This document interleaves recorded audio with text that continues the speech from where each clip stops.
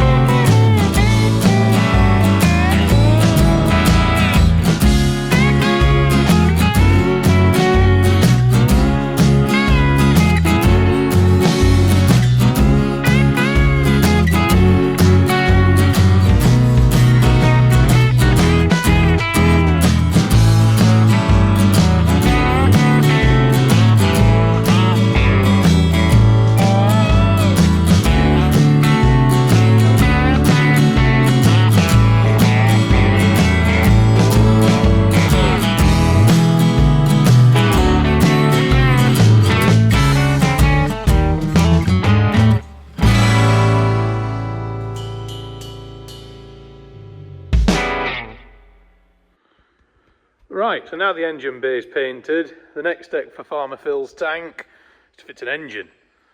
So we've got a good gearbox already that we bought in a job lot of spares. We also got this. Now this was intended to go in the tank that is now a gate guard down at Harman Lines. So it's the proper thing for the job.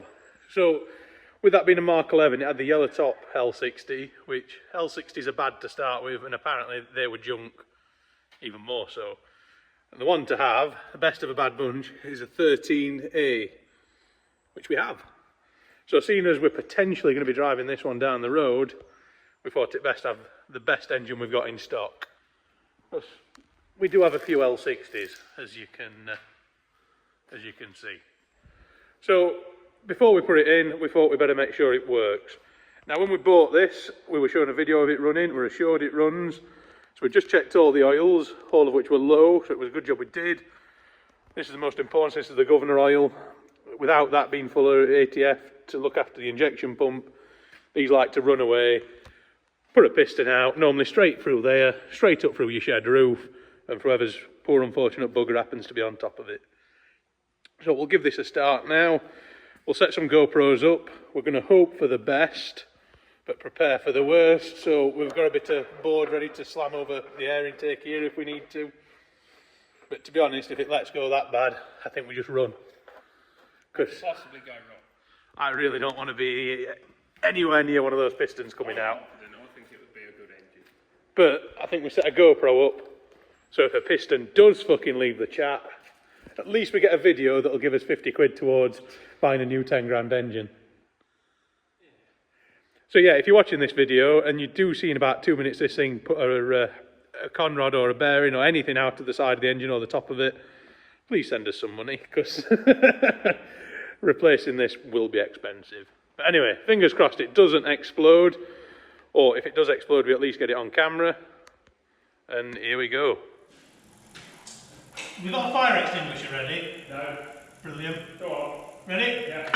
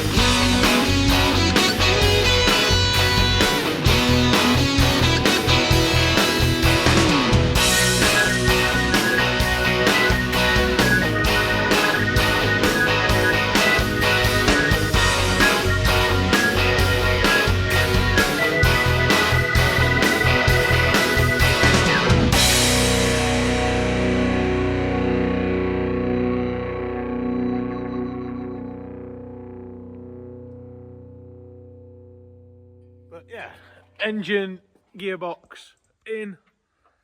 So maybe, potentially tomorrow, we might run this thing. Tomorrow, I think. Yeah, but we have got to go and get some boats as well. No, we can wait for Friday for boats. Yeah, but I want boat content for the channel. If we get it running tomorrow, we can go after getting it running. Yeah, but we can invade France once we've got boats. What the fucking hell are you going to look at boats for? You shut up, you. Matt wants a boat and I want to run one over the chieftain. And I want to invade France. But anyway, right. Beer time.